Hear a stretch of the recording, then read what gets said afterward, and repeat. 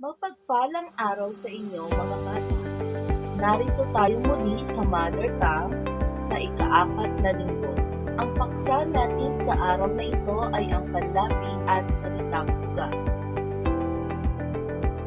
Pagkatapos ng bahagi ito ay inaasahang magagamit mo ng buong husay ang panlapi at salitang ugat sa pagbuo ng mga salita.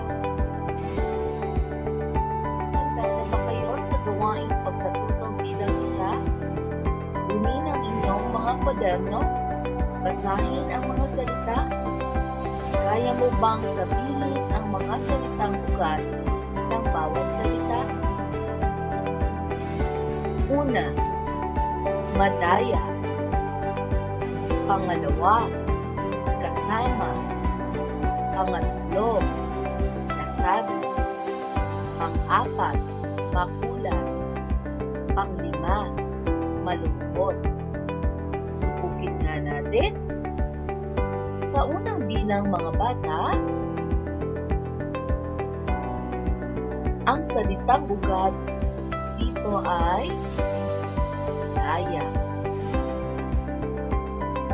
Sa pangalawang bilang naman, ang salitang ugat ay sama. Pangatlong bilang ay sabi. Sa pang-apat ay gulay. At ang pang-5 naman ay lungkot. Nakuha ba ninyo mga bata kung ano ang salitang ugat sa bawat salita? Kung tama ang inyong sagot, tumpak.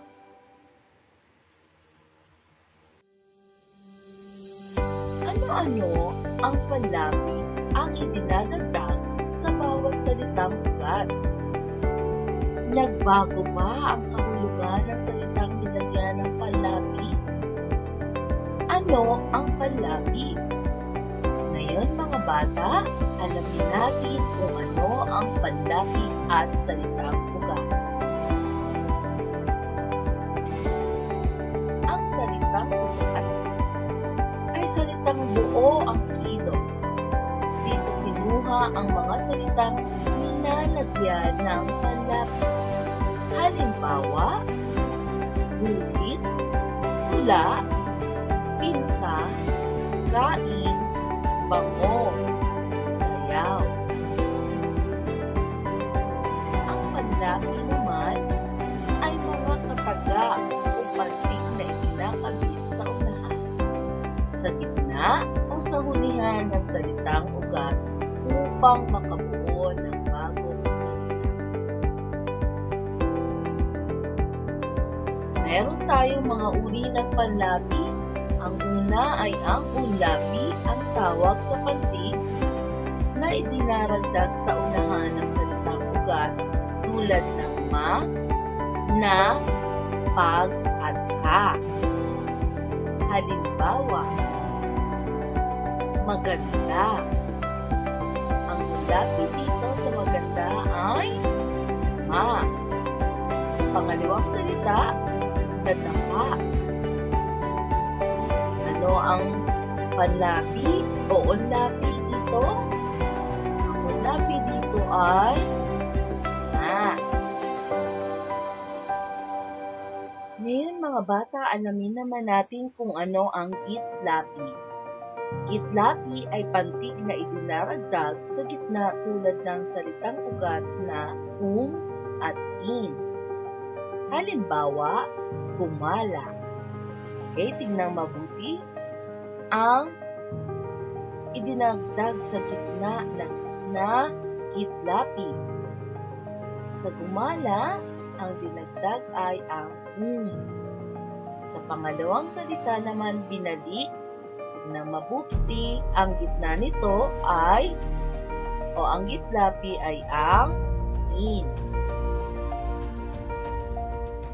Sa hulapi naman, ang tawag sa pantig na idinaragdag naman sa hulihan ng salitang ugat tulad ng nang, an, han. Halimbawa, alagaan. tirahan. Makipapansin ninyo, sa alagaan, ang hulapi ay an, sa tirahan naman ang hulapi ay han. Sana yung naunawaan yung mga bata. Ang tatlong uri ng panlapi. So, mayroon tayong unlapi, kitlapi, at ang hulapi. Ngayon naman, nais ko kayong magkaroon ng pagsasanay. Isulat ang mga salita sa inyong kwaderno. Guhitan ang mga panlaping ginamit sa mga salita. So, meron tayong 5 salita. Una, pagmamahal. Pangalawa, kagalakan. Pangatlo, kalungkutan. Pang-apat, kalituhan. Pang-5, pagkasabi. Subukin nga natin kung makikita nyo o masasalungguhitan ninyo ang mga panlaping ginamit sa bawat salita. Bibigyan ko kayo ng 1 minuto para tapusin ito.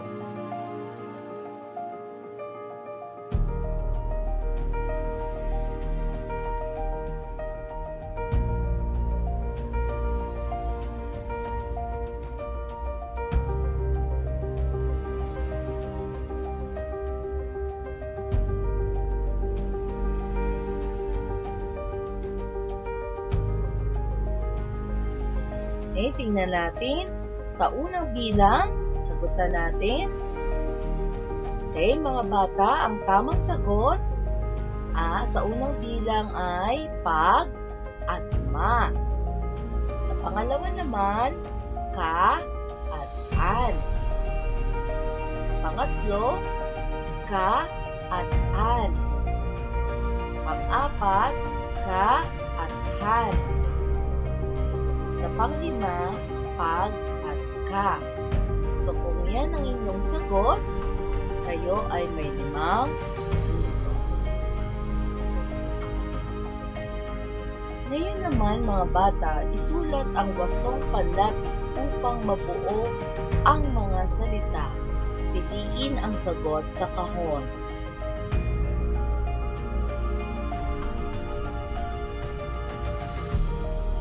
So, ang pagpipilian ay ang ka, han, at an. Ito ang mga panlapi na maaari ninyong idagdag sa mga salita. May mga patlang dito. So, halimbawa, sa unang bilang, ano kaya ang maaari ninyong idikit o idagdag sa salitang seryoso? Sa pangalawa, tapang. Pangatlo, malay. Sa pang-apat, usap. At pang-5, tapat. Pumili lamang ng mga panlapi na nasa kahon sa itaas. Bibigyan ko muli kayo ng 1 minuto para sagutan.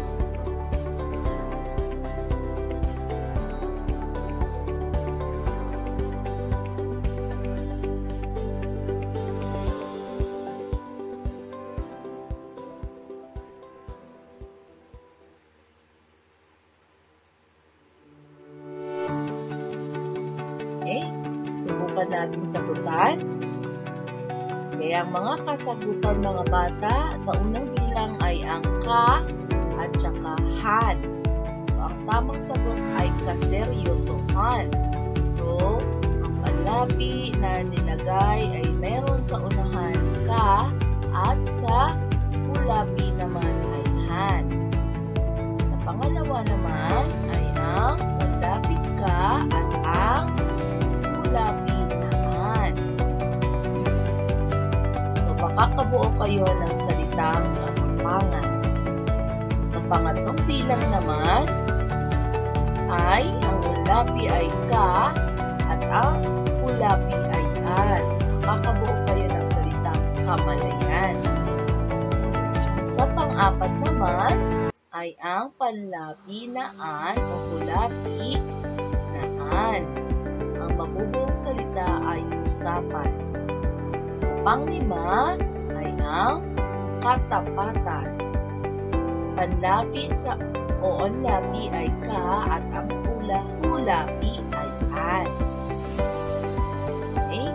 Kung tama ang inyong mga sagot, lagyan ito ng check.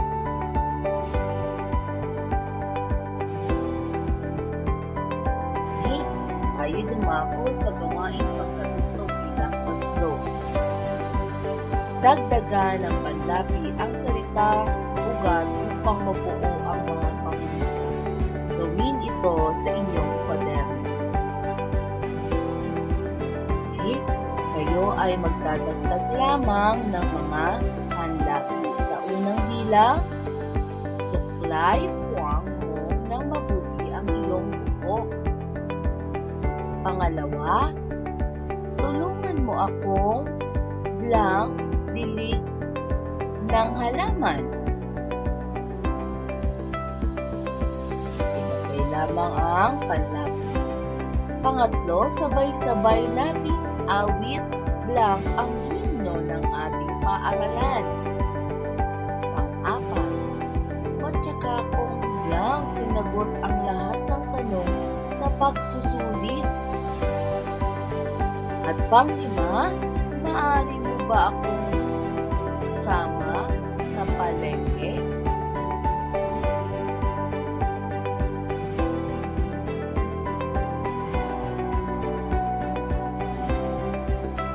Subukin natin sagutan. Sa unang bilang mga bata, ang tamang sagot ay suklayin. Pangalawa, magdilig. Pangatlo, awitin. Pang-apat, nasagot. Pang-lima ay ang samahan. Okay, checkan muli ang inyong mga kasagutan sa inyong kwaderno at ilagay ang score. Okay, pang-anim. Tingnan ko nga. Natiklop ko na ang blank, linis na damit. Pang-pito. Nais kong blank, simba ng maaga bukas. Pang-walo. Sipi blank ang mga tanong sa iyong kwaderno. Pang-siyam, maaliwalas ang langit. Blank, kita mo ba? Pang-sampo, tuwa si nanay sa aking mata. Bibigyan ko kayo ni ng 1 minuto para sa tuwa dito. Kaya ang ilalagay ng ninyo ay ang mga panlapi, ang akmang panlapi.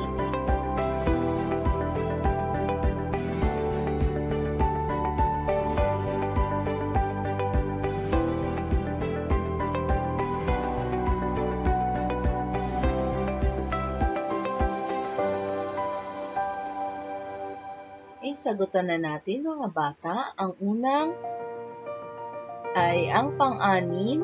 Ang tamang sagot ay malinis o ang panlapi. Pang-pito, magsimba. Pang-walo, ang panlapi. Sipiin. Pang-siyam, nakita. Pang-sampo, natuwa. Okay, lahat-lahat mga bata ay 10 puntos. Okay, kayo ay maging tapat sa inyong sarili. Kung mali, ito ay maging tapat kayo sa inyong mga sarili. Okay, mga bata, nasa huling gawain na tayo. gawain pagkatuto bilang 5. So, punan ang chart ng mga salita upang makita ang paraan ng pagbubuo ng salita. Gayahin ang format at gawin ito sa inyong kwaderno.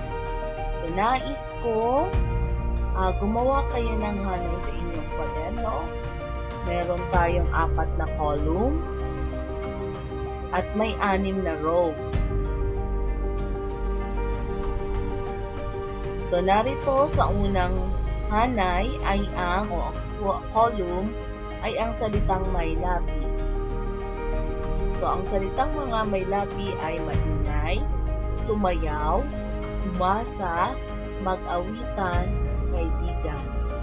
Isusulat yung mga bata ang salitang ugat, panlapi na makikita nyo, at anong uri kaya ng panlapi ang ginamit dito.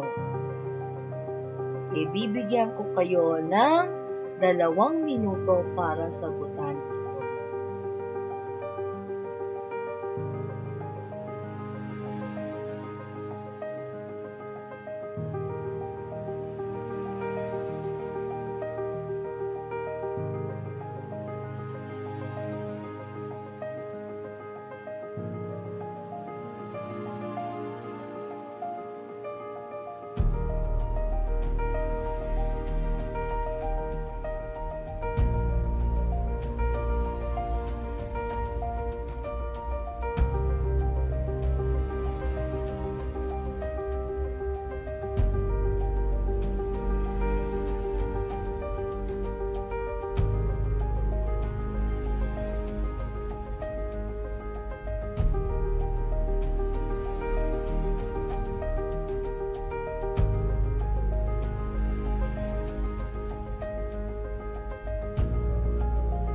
Okay, sagutan na natin ito mga bata.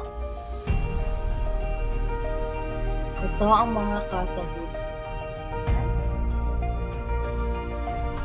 Sa unang bilang, salitang ugat, ingay, panlapi ay ma. So, ang uri ng panlapi ay unlapi. Sa pangalawang bilang naman, salitang ugat, sayaw, panlapi, uri ng panlapi, gitlapi. Pangatlo, asa, panlapi ay uri ng panlapi, unlapi. Pang-apat, awit, mga panlapi ay ang mag at an. So, maari po itong unlapi at hulapi o tinatawag din natin kabilaan.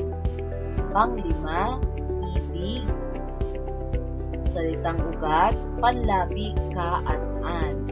So, meron tayong unlapi at hulapi at tinatawag din natin kabilaan. Okay, bilangin ang inyong mga sagot. So, meron tayong 15 punto sa gawain ito. Okay, kung hindi ito nakuha o meron kayong mga sagot na hindi na kuha ng wasto, so bawi na lamang po tayo sa susunod na gawain. Okay, mga bata, sana ay may natutunan kayo sa ating aralin sa linggong ito. Hanggang sa muli nating pag